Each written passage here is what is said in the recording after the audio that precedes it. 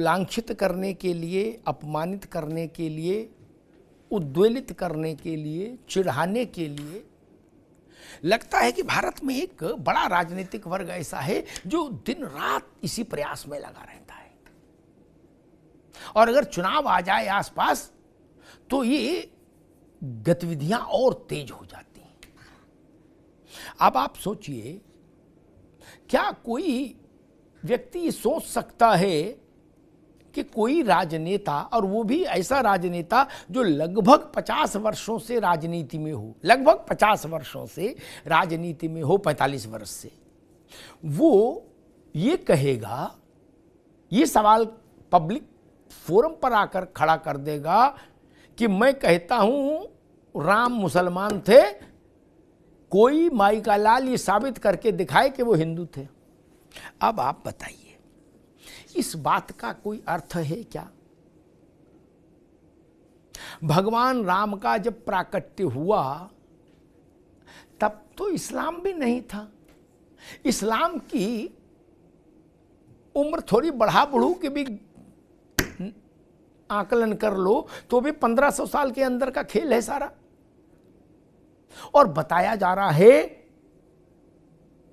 कि इक्ष्वाकु वंश में प्रकट हुए राघवेंद्र सरकार मुसलमान थे। मसला केवल यही नहीं कि ये टीएमसी के बड़े नेता और ममता बनर्जी के बेहद करीबी मदन मित्रा ने ये सवाल पश्चिम बंगाल में माइक पर पूछा है। पश्चिम बंगाल में चुनाव है। हुमायूं कबीर भी ममता जी के बहुत चहेते थे। उन्होंने वहां मुर्शिदाबाद में बाबरी मस्जिद की ईंट रख दी। बाद में ममता जी ने उनको पार्टी से हटा दिया कि आपने इनको निलंबित कर दिया। लेकिन ये मदन मित्रा, ये रामचंद्र जी को, भगवान राम को मुसलमान घोषित कर रहे। मैं एक सवाल खड़ा करता हूं, क्या ऐसा बोलने का मादा किसी दूसरे धर्म के, भगवान राम के समकक्ष के लोगों को, के जो हैं दूसरे धर्मों के प्रवर्तक जो हैं, उनके लिए ऐसा बोल सकते हैं मदन मित्रा जैसे लोग? बड़ा प्रश्न है। क्या आप इस्लाम के प्रवर्तक के लिए ऐसा बोल सकते हैं कि वो हिंदू थे? साबित करो मुसलमान कैसे थे? नहीं बोल सकते ना, बोलना भी नहीं चाहिए। आप ईसा मसीह के लिए ऐसा बोल सकते हैं? नहीं। आप दुनिया के अन्य धर्मों के लिए, के प्रवर्तकों के लिए ऐसा बोल सकते हैं? नहीं नहीं नहीं। आप में हिम्मत ही नहीं पड़ेगी, आपकी टांगें कांपने लगेंगी, जीभ लड़खड़ाने लगेगी कि अरे बोल देंगे तो बवाल हो जाएगा, जान बचाना मुश्किल हो जाएगा। फिर आपको ऐसा क्यों लगता है कि सनातन पर कुछ भी बोलकर निकल जाएंगे? क्यों लगता है? मुख्य विषय ये है, मुख्य विषय ये नहीं कि किसी मूर्ख ने कुछ कह दिया, उससे भगवान राम की प्रभुताई तो कम नहीं होती। अरबों लोगों के हृदय में उनका आसन भी नीचा नहीं होता। कोई कुछ बोले मदन मित्रा जैसे लोग, लेकिन एक वैलिड क्वेश्चन खड़ा होता है कि ऐसी हिमाकत केवल सनातन के साथ ही क्यों? एक बार जब राम जन्मभूमि का विवाद चल रहा था, आंदोलन चल रहा था, चंद्रशेखर जी प्रधानमंत्री बने, कुछ ही समय रहे वो। दिल्ली के विज्ञान भवन में उनके प्रयासों से एक बैठक बुलाई गई, बाबरी मस्जिद एक्शन कमेटी और राम जन्मभूमि न्यास और विश्व हिंदू परिषद के लोग बैठे। उसमें सैयद शहाबुद्दीन लोकसभा के सदस्य थे, बाबरी मस्जिद एक्शन कमेटी के मेंबर थे और आईएफएस रहे थे। ऐसा नहीं कि वो मूंगफली बेचते हुए राजनीति में आए थे, इतना पढ़ा लिखा आदमी भी। लेकिन सोच क्या थी, उन्होंने उस बैठक में अशोक सिंघल से कहा कि सिंघल जी कोई दाई, कोई नर्स तो रही होगी ना जब रामलला पैदा हुए होंगे, कोई तो लिखा पढ़ी हुई होगी सर्टिफिकेट की। आप सोच सकते हैं, ये बात वो लोग कहते हैं जिनके धर्म के किसी चेहरे को अगर 4 पेंसिल की रेखाओं से भी कोई बना दे तो पूरी दुनिया में घेर के मार दिया जाएगा।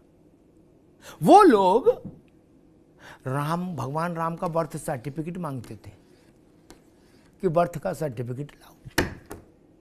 गनीमत ये हो गई, ये नहीं कहते मतदाता सूची में नाम दिखाओ भगवान राम का। ये कृपा कम नहीं है कि मतदाता सूची में क्रमांक संख्या भाग संख्या दिखाओ उनकी। जो काम आप दूसरे धर्मों के प्रवर्तकों के लिए नहीं कर सकते, वो सारे धतकर्म आप सनातन के जो आत्मा के केंद्र हैं, प्रतीक हैं, उनके लिए क्यों करते हैं? तो है ना सवाल। इसके पीछे एक साजिश, वो साजिश ये कि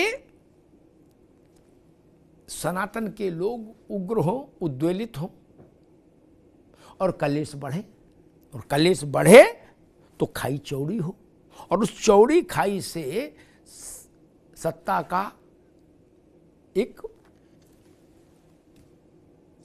रथ निकल पाए। अन्यथा ममता बनर्जी ध्रुवीकरण के अलावा, और उनके लोग ऐसा क्यों बोल रहे हैं ममता बनर्जी के अलावा, अगर इसके अलावा उनके पास कोई दूसरा तर्क हो तो नहीं ना।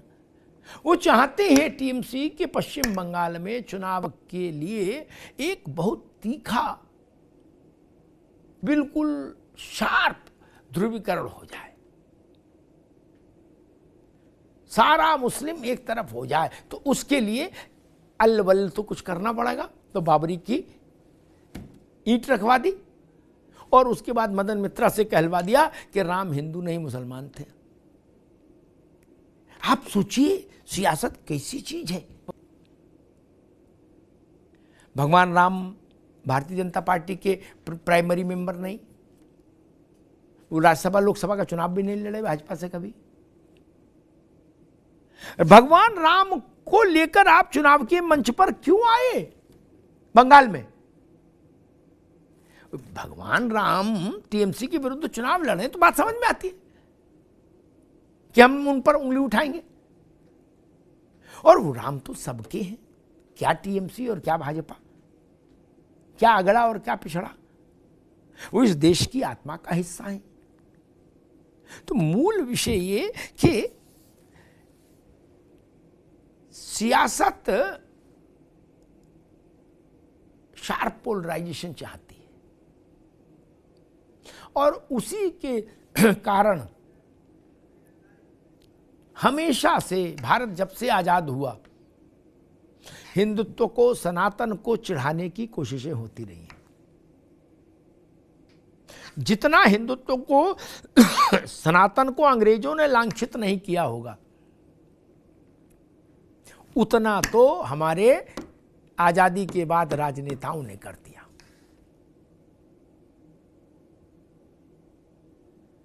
मुगलों से थोड़ा ही अंतर है, बस आप तोड़ फोड़ नहीं करते,